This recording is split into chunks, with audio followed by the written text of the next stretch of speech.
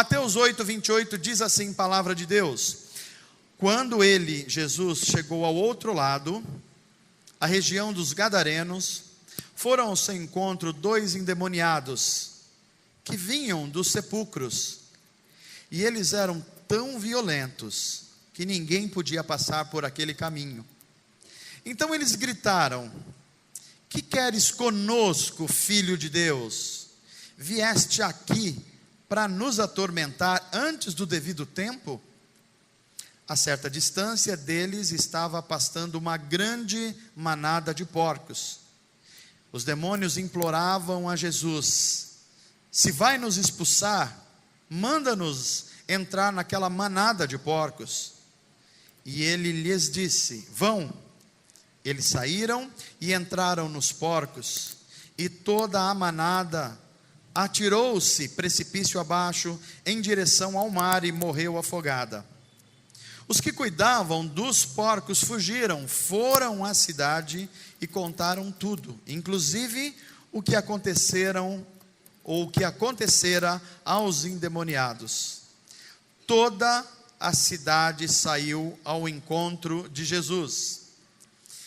E quando o viram, suplicaram-lhe que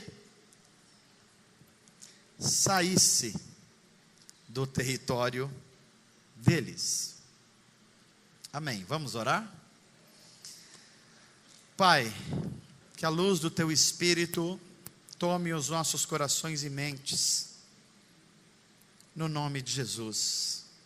Amém. Série O Milagre por Detrás dos Milagres de Jesus. Estamos fazendo por assim dizer, um panorama bíblico a partir de Mateus. E nós estamos apresentando a vida de Jesus, estamos apresentando as obras de Jesus e o propósito do que Jesus fazia, quais eram as suas intenções e o que isso produziu no nosso mundo. Daí a gente chamar essa série de O Milagre por Detrás dos Milagres de Jesus. E nós começamos ensinando que Mateus, ele se preocupa em relatar quem é Jesus, como ele nasceu, quais as suas origens e o que ele veio fazer. Mateus 1, 2, 3 e 4. Batismo, tentação, estão todos nesse contexto. Depois nós vimos que o reino de Deus é apresentado no Sermão do Monte. Mateus 5, 6 e 7. Os valores do reino que o rei Jesus veio trazer são colocados agora diante daqueles que são os seus discípulos. E então nós entramos no capítulo 8 de Mateus. O capítulo 8 de Mateus nós vemos uma explosão de milagres. É como se Deus quisesse deixar muito claro que quem estava visitando o mundo dos humanos era o próprio Deus. Quem é que chegou? Chegou Jesus de Nazaré. Quem é ele? Ele é o prometido das nações. Ele é o Messias. Ele é aquele que vai salvar Israel. Ele é o descendente de Abraão, em quem seriam benditos todas as famílias da terra. Ele é o filho de Davi, o herdeiro do trono de Davi. Ele é aquele que quando chegasse, o mundo ia perceber, porque os seus milagres seriam milagres como ninguém nunca fez. Ele curaria como ninguém nunca curou. Ele daria ordem aos espíritos malignos com uma autoridade que ninguém houve, ninguém teve. Então, os milagres de Jesus atestam que ele não é apenas um curandeiro, ele não é mais um dos mestres da Palestina, ele é Deus feito homem. Deus está visitando o mundo dos homens, e as maravilhas de Deus começam a aparecer. É por isso que na primeira pregação dessa série nós falamos de Jesus curando um homem com lepra. Lepra não é só a hanseníase que a gente conhece hoje. Lepra nos tempos de Jesus era um atestado de morte. Era um ser humano que não era mais humano, pelo menos socialmente. E Jesus cura, e cura imediatamente. E para além da bênção que é isso, de um homem parar de sofrer, tendo um atestado de morte, Jesus manda ele ir ao sacerdote, testemunhar e manda ele levar a oferta a Moisés. Para que isso? Jesus está dizendo claramente ao mundo religioso da sua época, especialmente o judaísmo: chegou o Messias, aquele que a nação de Israel esperava estar entre vocês. Olhem para o que ele está fazendo, ninguém nunca fez isso. Pois é, ele fez. Então o milagre maior aí vocês não estão tendo apenas um milagre, vocês estão tendo o próprio Messias entre vocês. Segunda mensagem, nós pregamos sobre Jesus curando o servo de um oficial romano. E para além de Jesus restituir a vida para esse escravo romano, curando-lhe da paralisia, das dores intensas, para além da bênção que isso há um propósito maior de Jesus. Qual é o propósito?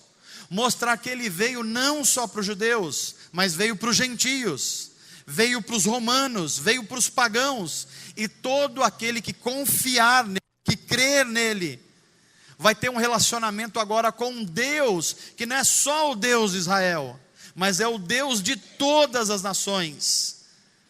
Terceira mensagem que pregamos aqui domingo passado: Jesus está num barco com os discípulos, e os discípulos que conheciam tudo de mar, não conheciam tudo a respeito de Jesus. E quando eles estão no limite da vida, achando que vão perder as suas vidas num ambiente que eles dominavam totalmente, que era o mar, eis que eles acordam Jesus.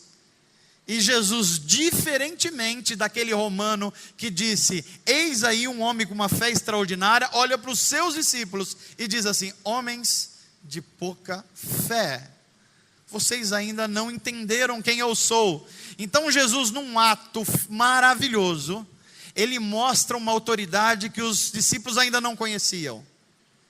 Eles conheciam a autoridade de Jesus sobre as doenças, viram o leproso ser curado, viu o escravo ser curado, mas Jesus se levanta agora sobre a natureza, sobre os ventos, sobre o mar, e dá uma ordem. E o vento e o mar ouvem essa ordem, porque é a ordem do Criador de todas as coisas. E o vento e o mar lhes obedecem. E os discípulos ficam impressionados, porque eles dizem assim uns aos outros: ok, curar alguém, tudo bem, mas dar uma ordem para o mar, quem é este homem? Diante de quem nós estamos? Foi a mensagem do domingo passado. Então nós compreendemos que, para além de Jesus salvar a vida de discípulos pescadores, o que é uma bênção, mas agora o próprio Deus tinha o propósito de mostrar que aquele Jesus de Nazaré, que andou pela Palestina fazendo bem a todas as pessoas, ele tinha poder não só sobre as doenças, mas tinha o poder sobre o mundo natural. Ele tinha um poder sobre o vento, sobre os mares, sobre qualquer coisa. Por quê? Porque ele é o Criador de todas as coisas. Portanto, ele tem autoridade sobre todas as coisas. Hoje, nós chegamos um pouquinho mais adiante e nós vemos uma outra faceta do reino de Deus que está chegando com poder. E que faceta é essa? Eu queria que vocês olhassem e acompanhassem comigo. Por isso que a mensagem de hoje é: pessoas libertas em ambientes demonizados.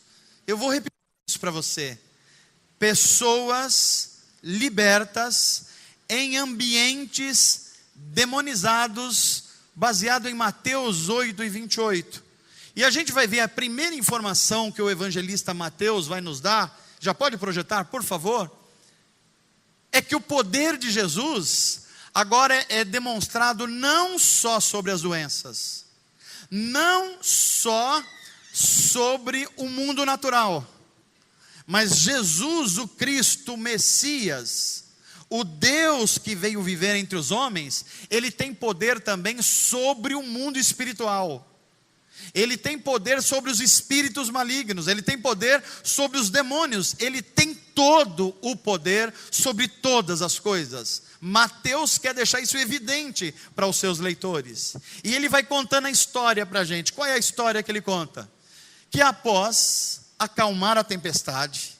Veja, Jesus tinha acabado de fazer esse milagre. Ele chega do outro lado da cidade, e quem é que recepciona Jesus? 2 homens enlouquecidos, possessos por demônios extremamente violentos.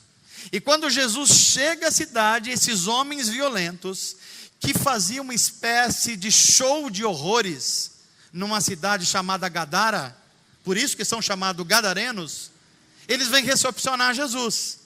E essa recepção a Jesus não é uma coisa muito amigável, porque Mateus vai nos informar que aos gritos eles dizem: Jesus, o que é que o Senhor veio fazer aqui na nossa cidade? Por que o Senhor veio nos importunar? E eles dizem uma coisa que os discípulos ainda não tinham atinado, até Jesus dar uma ordem ao mar. Porque eles dizem, os demônios: eu sei que tu és o Filho de Deus. Não é só um grande milagreiro, não é só um grande mestre. Nós sabemos, os demônios estão dizendo, que tu és o Filho de Deus. E olha que coisa curiosa. E nós sabemos que não é o teu tempo. O que o Senhor está fazendo aqui na nossa cidade de Gadara veio nos importunar, e nem era o tempo de o Senhor fazer isso. Olha que coisa curiosa. E Mateus continua nos informando que próximo de lá, nós estamos falando na Palestina dos judeus, havia uma manada de porcos. Você certamente sabe que o animal mais impuro na cultura judaica, qual é, gente? E a primeira informação que a gente perguntaria para Mateus: Mateus, que essa região da Palestina, os judeus, estão criando porcos, se eles têm os porcos como os animais mais imundos? Mas isso já diz algumas coisas a respeito do que estava acontecendo na região de Gadara. Volta um pouquinho no 3 para a gente entender uma coisa. E os demônios suplicam a Jesus. Olha que coisa interessante. Eu sei que o Senhor chegou, e nós sabemos quem o Senhor é, e nós sabemos que tu tens o poder e a autoridade sobre nós, e nem era o seu tempo ainda para vir aqui. Então, se o Senhor vai fazer algo a respeito de nós e vai nos expulsar desses homens que nós escravizamos, então nos deixa pelo menos ir aos porcos e dominá-los. Olha que coisa interessante que está acontecendo aqui. E Mateus continua nos informando agora, por favor, pode ir adiante, que Jesus diz: tudo bem, vocês estão autorizados, vão. E os demônios saem dos homens e entram nos porcos. Saem dos homens e entram nos porcos, e os porcos ficam enlouquecidos, como eram aqueles homens, e se precipitam numa região que estava perto do mar, e se jogam no mar, e morrem afogados milhares de porcos. Que história é essa que Mateus está nos contando a respeito de Jesus? E ele continua. E ele diz que os cuidadores dos porcos, os comerciantes, os empresários suínos, aqueles que ganhavam muito dinheiro vendendo carne de porco para uma cultura que achava que o porco não era alguma coisa boa. Olha, mas tinha negócios lá. E esses grandes empresários dos porcos começam a espalhar a notícia do que aconteceu em Gadara. Olha, chegou um homem aqui. E esse homem chegou e começou a mexer no espetáculo da cidade. Qual é o espetáculo da cidade? Porque as pessoas viajam e querem conhecer Gadara? Porque tem 2 caras enlouquecidos que moram num cemitério e que não deixam ninguém chegar perto deles porque eles são violentos, ninguém nem passa perto. Mas eles se tornaram um ponto de turismo na cidade. O pessoal quer ver os loucos, vai em Gadara. Gadara tem essa gente. Tem um pessoal lá que é o show da cidade. O show dos horrores. Só que quando Jesus liberta esses 2 homens, os demônios que estão neles, que é legião, saem dos homens e entram nos porcos. e os porcos se precipitam e morrem todos no mar. Mateus continua nos explicando o que está acontecendo. E agora nós temos a visão mais ampla do que é que Jesus está comunicando nas palavras de Mateus. Veja que coisa interessante, gente. Há coisas que acontecem no nosso mundo como aconteceram há 2000 anos atrás nessa cidade, que elas fazem parte da nossa cultura, fazem parte do nosso mundo, e são coisas absurdas, só que a gente está tão acostumado com elas, que a gente nem percebe mais. Por exemplo, você que é inteligente, vai olhar para esse texto, e falaria assim, por que é que no meio das cidades de Decápolis, as 10 cidades, uma delas Gadara, estava se criando porcos, numa cultura onde os porcos é o animal mais imundo? Mateus não explica, e a gente fica com um ponto de interrogação. Mas o que a gente sabe é, eles se acostumaram a isso. Como a nossa sociedade hoje, tem um monte de coisa que a gente não consegue explicar no Brasil, mas os brasileiros se acostumaram a isso. A gente sabe que é mal, mas a gente se acostuma com isso. A gente sabe que a violência é ruim, mas a gente continua tratando os nossos relacionamentos familiares, com empregados, com violência. Às vezes não é violência física, às vezes é violência verbal, às vezes a violência é psicológica, é opressão. E a gente fala, a gente não sabe que isso é ruim, sabe, mas a gente continua tolerando isso. Sociedades racistas, sociedades que não enxergam o outro ser humano que está lá, a imagem de Deus. A gente sabe que é errado, mas a gente tolera isso. Por que os porcos estão no meio da Judeia, no meio da Palestina? Não sei, mas a gente se acostumou com isso. Por que o racismo está no meio do Brasil, está no meio das igrejas, está no meio das famílias? Não sei, mas a gente se acostumou com isso. Por que a pornografia tomou conta do mundo da nossa juventude, está nas redes sociais, e a gente deixa os celulares com os filhos de 9 anos, tendo acesso a um monte de coisa? Por quê? Não sei, a gente sabe que está errado, mas a gente continua fazendo. Os porcos estão no meio da sala, a gente sabe que não deve fazer, mas eles estão lá. Mateus está dizendo isso para a gente. Agora nós começamos a ver como Jesus lida com isso, como Jesus começa um processo de libertação, com a sua autoridade de que Deus veio visitar o mundo dos homens. Amém, gente? Eu queria que você, num ato de consciência do Evangelho, se você puder levantar sua mão direita comigo, diga assim: Senhor Jesus, quais são os elementos que eu convivo com eles, que eu sei que são pecados, que eu sei que faz mal, que eu sei que é errado, mas eu me acostumei com eles? Quais são os porcos que estão no meio da minha sala e que precisam ser retirados hoje? Olha o que Mateus vai nos ensinando. Para além de um milagre espetacular, de Jesus dar uma ordem a 2 homens possuídos por legiões de demônios, e eles ficarem absolutamente livres, e estarem aos pés de Jesus, vestidos. Porque é uma coisa impressionante, não está marcado em Mateus, mas se você ler em Lucas 8, que relata essa mesma história, vocês vão ver que esses homens comiam nos cemitérios, praticavam violência em toda a região próxima dos cemitérios, era o show de horrores da cidade, andavam nus pelas cidades, eles eram o espetáculo dos horrores da cidade. Mas daqui a pouco eles ouvem que Jesus está vindo, confrontam Jesus, mas Jesus olha para eles com ternura, amor, e expulsa aqueles espíritos malignos. Esses homens, de uma hora para outra, começam a sentir vergonha da sua nudez e colocar roupas. Ao invés de violência, querem ter contato com o príncipe da paz. Ao invés de loucura, consciência do evangelho. O que está acontecendo com esses homens? eles foram visitados por Deus na pessoa de Jesus Cristo. Mas a visita de Deus aos homens nem sempre é bem aceita. E Mateus vai nos revelar o milagre que está por detrás dos milagres de Jesus. Pode voltar ao 5, por favor, um pouquinho? Isso.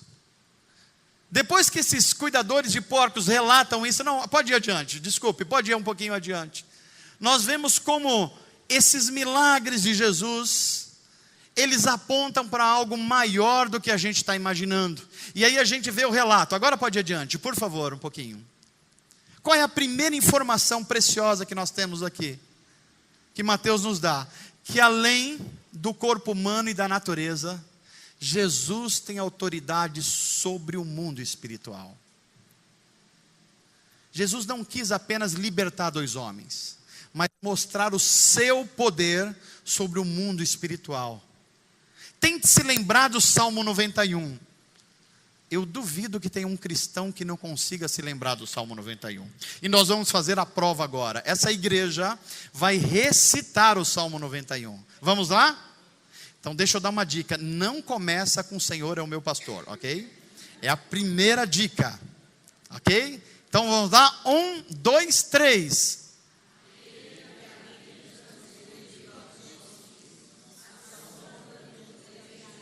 Aquele que habita a sombra, aquele cuja sombra está cobrindo ele, ele está debaixo dessa sombra, aquele que habita no esconderijo do Altíssimo, o que acontece? O que acontece? Debaixo dessa sombra ele vai descansar. Verso 2, Salmo 91. Não, pera aí, tá um enrolation aí. Você é crente, meu irmão. Vamos lá. Salmo 91, 2.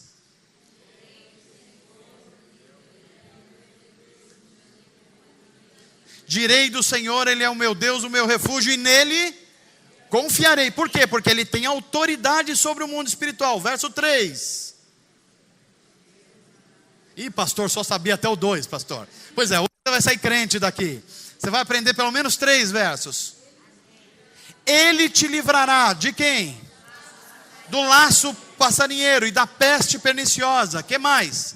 Ele te cobrirá. Olha a sua autoridade. Ele cobrirá debaixo das suas asas. E o que mais? E debaixo das suas penas ou asas, dependendo da versão, você estará seguro. E o que mais? Pois a sua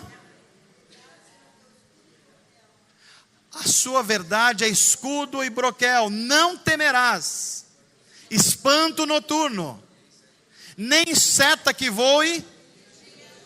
E o que mais? Nem mortandade que atue na escuridão. O que mais depois? Olha que belo. 1.000 e 10.000. E você, por quê? Porque aos teus anjos darão a ordem. Ele tem autoridade sobre o mundo espiritual. Ele tem autoridade sobre os anjos. Ele tem autoridade sobre os seres malignos. Ele vai dar ordem. E é por isso que você vai estar seguro debaixo da sombra do Onipotente. Amém, gente? Não, esse amém você não entendeu o que eu estou falando aqui. Você está confiando em outras coisas pequenas da vida, no seu salário, na influência do governador, no novo presidente. Essas coisas vão falhar. O que eu estou dizendo para você é uma notícia extraordinária. Você está protegido debaixo das mãos do Criador. E sabe por que isso é especial? Porque Ele tem autoridade sobre o mundo espiritual. Você não precisa ter medo da escuridão, do despacho, da encruzilhada, da palavra maligna, seja o que for. Por quê? Porque você está diante de um Deus que tem autoridade sobre o mundo espiritual. E Ele prometeu, se você estiver debaixo da sombra das suas asas, Ele vai colocar você em posição de segurança. Amém, gente? Olha a segunda informação que Mateus nos dá. Além do corpo humano e da natureza, Jesus tem autoridade sobre o mundo espiritual. Agora, a segunda informação, por favor, pode colocar.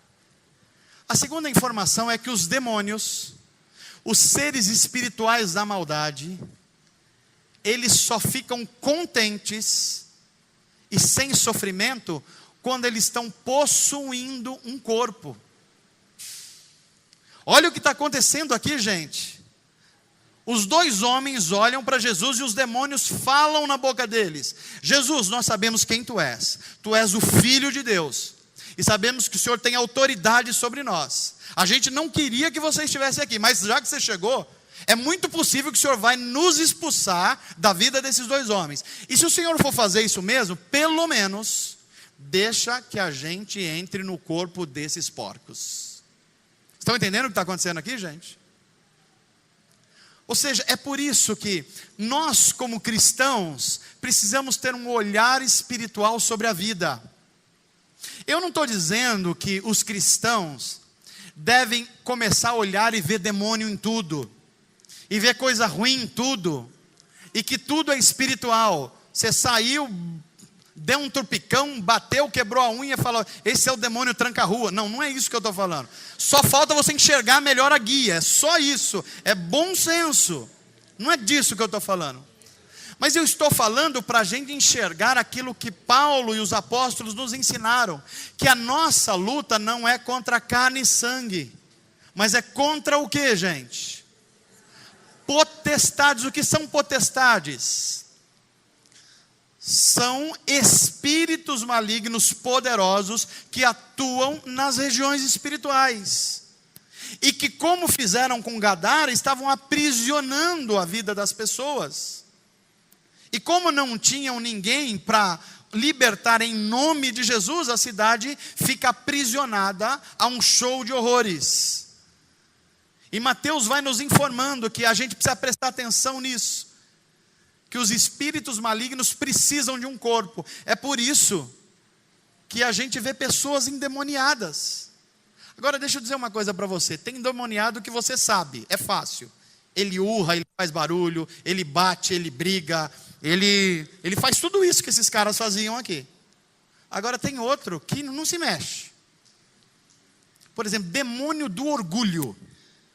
Sujeito orgulhoso. Pode orar, o cara não cai. É verdade ou não é, gente? Fazer uma campanha, o cara nem se mexe. Está dominado pelo orgulho, mas nada acontece. Porque há seres espirituais de um monte de formas, e a gente precisa ter discernimento espiritual. É por isso que Jesus vai dizer assim: há castas de demônios que só saem. Pois é, o do orgulho é um deles, meu irmão. Você tirar o capeta do orgulho de alguém é um negócio muito sério. Amém, gente? Ô pastor, você estava falando umas coisas legais aí, que a gente estava sendo protegido por Deus, agora vem falar do capeta do orgulho, não gostei disso não. Pois é, o evangelho é isso, ele conforta a gente e daqui a pouco ele confronta a gente. Isso é evangelho da graça de Deus, e Mateus está nos ensinando a respeito disso. Mais adiante, Mateus nos ensina mais coisas. Ensina o quê? Que Deus age em resposta à fé das pessoas. Amém, gente? Vocês creem que Deus age em resposta à fé de vocês? Creem mesmo? Vocês têm orado por isso? Têm orado pelos seus filhos? Têm orado pelos negócios e pelo seu trabalho? Têm orado para Deus guardar os seus filhos do mal? Então, se você crê nisso, que bênção, porque a Bíblia confirma: Deus atende e dá respostas à fé do seu povo. Mas a Bíblia diz mais do que isso, que há momentos que Deus age para revelar o seu poder e autoridade que salva e cura no mundo. E graças a Deus por isso, porque tem hora que a gente nem está orando por uma coisa, mas Deus já nos está salvando dessa coisa. Se Deus fosse esperar para nos livrar e guardar de todas as coisas que a gente ora, eu e você estaríamos perdido o nível. Ainda bem que Deus se antecipa. Deus age quando nós nem estamos orando, mas o seu amor já está nos acolhendo. Amém, gente? Você pode levantar a sua mão comigo e dizer assim: Senhor Jesus, que coisa boa ouvir que o Senhor atende a minha fé e me abençoa. Mas obrigado mais ainda, porque o Senhor age salvando e libertando, mesmo quando eu nem percebi e orei. Eu não sei se você já teve essa impressão que eu vou falar aqui, que você estava diante de um perigo enorme, e você nem sabia que estava diante desse perigo, e Deus guardou a sua vida e protegeu você. Já passou por isso? Situações do dia a dia, que a gente nem sabia. Senhor, eu nem tinha ideia que o perigo era tão grande, mas o Senhor me sustentou. Por quê? Porque Deus se revela salvando, libertando e curando, para mostrar que o seu poder é um poder amoroso, que nos inclui, nos abraça, mesmo quando a gente nem está percebendo isso. Amém, gente? Você se sente amado por esse amor? Mateus continua nos explicando, e ele vai nos relatando coisas importantes, e uma delas é que há pessoas endemoniadas, mas há também ambientes demonizados. Vocês estão acompanhando a história que Mateus está contando aqui para a gente. Vocês veem, 2 homens confrontam Jesus, eles nem pedem para ser libertos, mas Jesus dá uma ordem a eles, eles são libertos. Olha que coisa impressionante. E depois que eles são libertos, se tornam cidadãos comuns, vão tocar as suas vidas de forma abençoada, e a informação que nós temos é que a cidade vibra com a libertação de Jesus, e todos são muito gratos a Jesus, e digam assim: só Jesus Cristo é o Rei da paz e o nosso Senhor, não é isso? É isso, gente? Então, eu estou pregando aqui para cristãos de Bereia. Eu falei uma grande mentira aqui, e eu queria que você falasse amém, pastor, para eu falar amém coisa nenhuma. Porque quando Jesus liberta esses 2 homens, e a cidade fica sabendo, os empresários dos porcos ficam sabendo, o que é que a cidade faz em relação a Jesus? Ela glorifica o Rei da paz e o libertador, é isso, gente? O que ela faz com Jesus? Ela hostiliza Jesus. Ela diz: Jesus, o que o Senhor está se metendo nos nossos negócios aqui? O que o Senhor está entrando aqui no nosso lucro? Nós ganhamos dinheiro com os porcos. Nós temos o turismo da cidade, que é 2 homens enlouquecidos que moram num cemitério. A gente ganha dinheiro com esses caras, porque todo mundo vem visitar Gadara. O Senhor veio aqui, tirou o nosso ponto de turismo, a gente não tem mais dinheiro. O Senhor fez com que esses porcos fossem ao mar, a gente perdeu o nosso lucro. O Senhor não é bem-vindo na nossa cidade. Está entendendo o que está acontecendo aqui? Pessoas libertas num ambiente demonizado.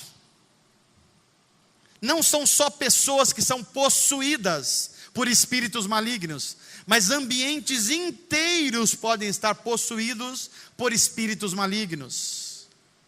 Ambientes que não percebem mais o mal do pecado, e ambientes que hostilizam a verdade, porque a verdade traz luz sobre uma coisa que é má, ruim e feia.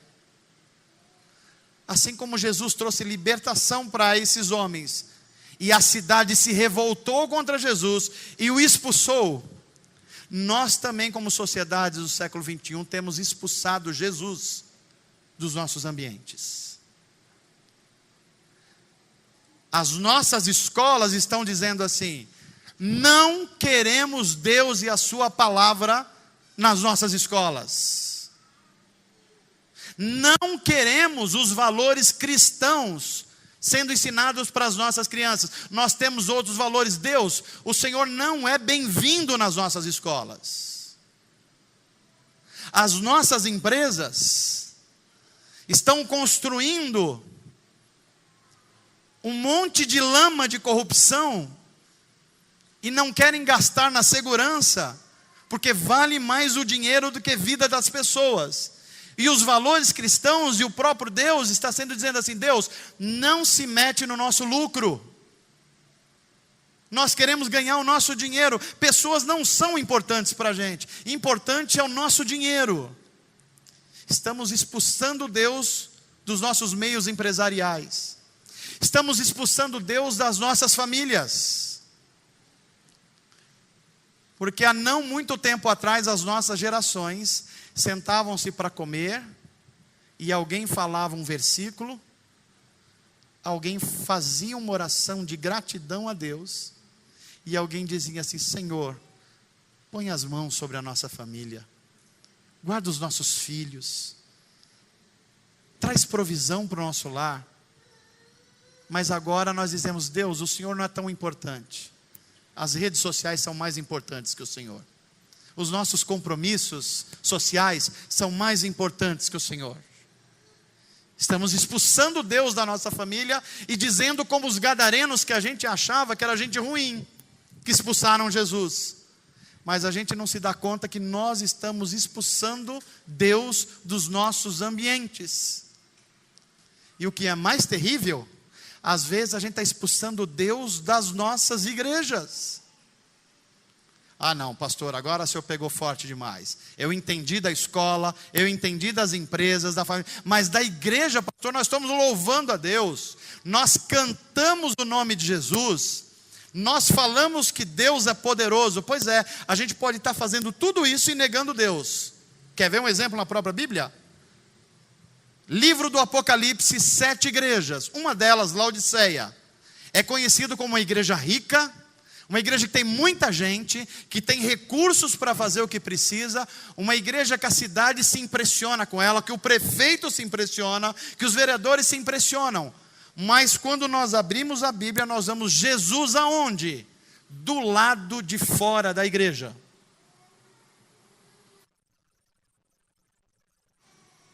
E Jesus quer entrar na igreja, e a igreja está cultuando um Jesus que não é o Jesus de Nazaré. E Jesus olha para eles e fala assim: olha, vocês acham que são ricos, mas vocês são miseráveis. Vocês acham que têm visão, mas vocês estão cegos. Vocês acham que estão impressionando o mundo, mas a Deus vocês não estão impressionando. Inclusive eu estou tentando entrar no culto de vocês, eis que estou à porta e bato, e vocês não estão abrindo a porta do culto de vocês.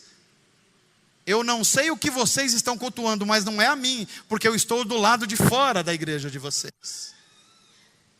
Está entendendo? E talvez você esteja entendendo o que eu estou falando agora, que há ambientes que se tornam tão comuns para a gente, que a gente não percebe mais que Jesus não está neles. Pastor, mas a gente fala de Jesus. Então, falar de Jesus não é amar e andar com Jesus. Mas Deus está no controle. Essa é uma das frases que pastoralmente mais me incomoda. Eu não sei se vocês incomodam, mas assim, a gente fala muito disso e a gente escreve muito disso. Deus no controle, Deus no comando, Deus à frente, Deus atrás, Deus do lado.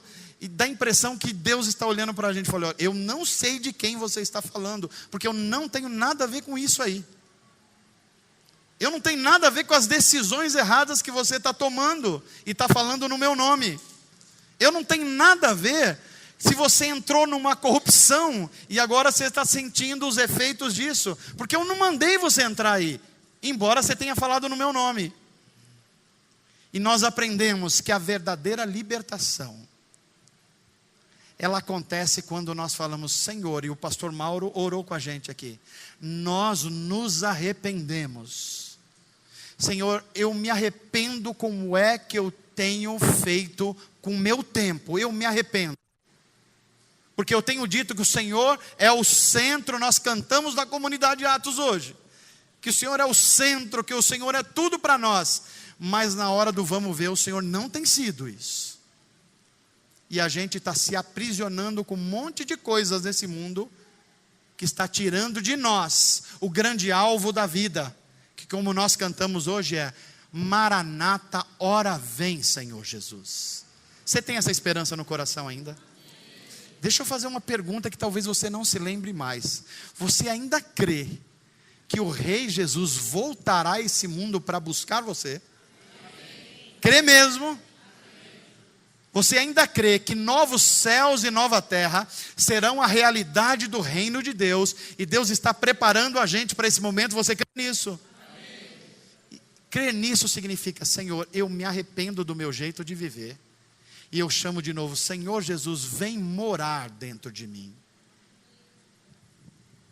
Aí eu e você vamos lembrar do texto bíblico de Crônicas 29, que diz assim: e se o meu povo, que diz que é o meu povo, que se chama pelo meu nome, fizer o que, gente? Se humilhar, se arrepender dos seus maus caminhos, e buscar a minha face, diferente de Gadara, não hostilizar o meu filho, mas chamar ele para dentro, então eu ouvirei e farei o quê? Perdoarei os seus pecados e sararei a sua terra. Amém, gente? Você crê nisso? Então deixa eu fazer uma pergunta para você. Vocês acham que existem lugares demonizados no Brasil? Você teria alguma sugestão para dar? Não, sem falar em Brasília logo de cara. Vamos deixar Brasília para segundo e terceiro. Deixa eu aliviar a palavra. Em vez de eu falar assim, ambientes demonizados, ambientes que resistem a Jesus Cristo. Será que as escolas dos nossos filhos estão fazendo isso, gente?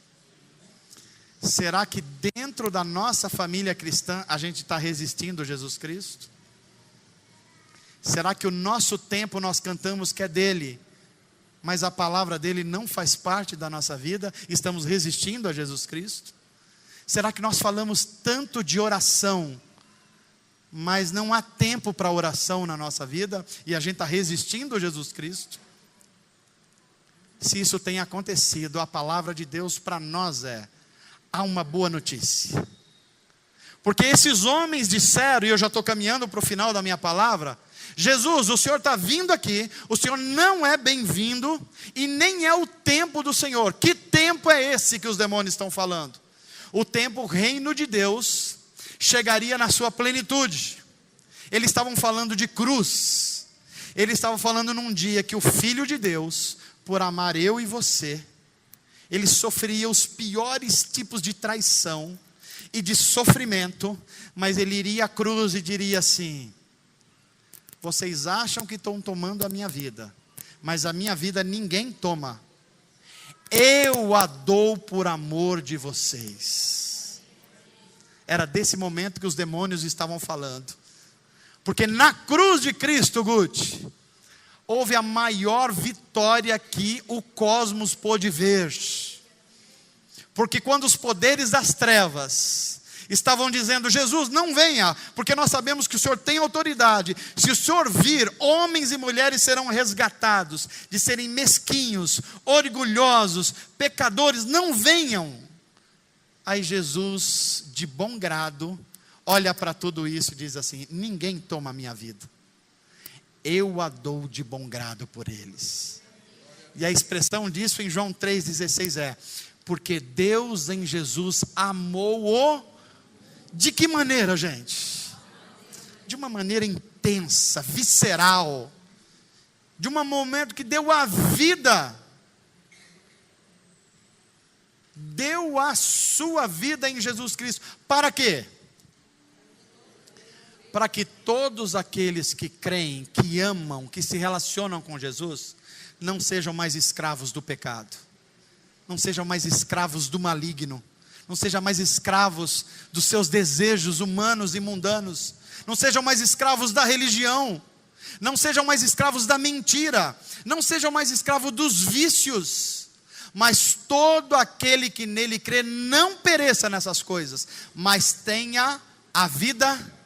E sabe o que é vida eterna? João vai nos explicar. Vida eterna é conhecer, amar e viver em Cristo. Aí nenhum medo, nenhum mal te atingirá, praga alguma chegará à tua tenda, nenhum mal te sucederá. Por quê? Porque você está escondido no esconderijo do Altíssimo. Amém, gente? Se você ficou impressionado como Gadara rejeitou Jesus, não fique impressionado não. Olhe para você mesmo, para os seus ambientes e fale assim: Senhor, eu me arrependo de ter resistido ao Senhor na minha família. Senhor, eu me arrependo de o meu dinheiro não estar submetido à tua autoridade. Senhor, eu me arrependo de a criação dos meus filhos nem sempre foi exemplares como um discípulo de Cristo. Eu me arrependo e eu quero mudar essa situação. Eu não quero que o Senhor fique do lado de fora da minha igreja. Eu não quero que o Senhor fique do lado de fora da minha família. Eu não quero que o Senhor fique do lado de fora da minha empresa e da minha carreira profissional. Senhor, entra para dentro do meu lar. Entra para dentro da minha vida. A gente até canta uma música que diz assim, não é isso? Entra na minha casa. Entra na minha vida. Muda essa estrutura pecaminosa que resiste ao Senhor. Cura as feridas. Eu quero ter santidade. E eu quero amar somente porque o Senhor é o meu bem maior. Faz um milagre em mim. Mas nós aprendemos agora que a Bíblia vai além dessa canção. Não é Deus apenas fazer um milagre em mim. É Deus fazer de mim um milagre para a glória dele. Amém, gente? Você recebe essa palavra de Deus? Então levanta a sua mão e diga assim: Senhor, abre os meus olhos. Eu jamais quero te rejeitar. Na minha família, nas escolas, nas igrejas, no nosso Brasil, em Brasília, no meu círculo de amigos, no meu tempo, nos meus dons, no meu dinheiro, que tudo que há em mim bendiga teu santo nome, porque assim eu serei livre, liberto e libertarei ambientes demonizados, para a glória de Deus e para o nosso bem. Deus te abençoe em nome de Jesus.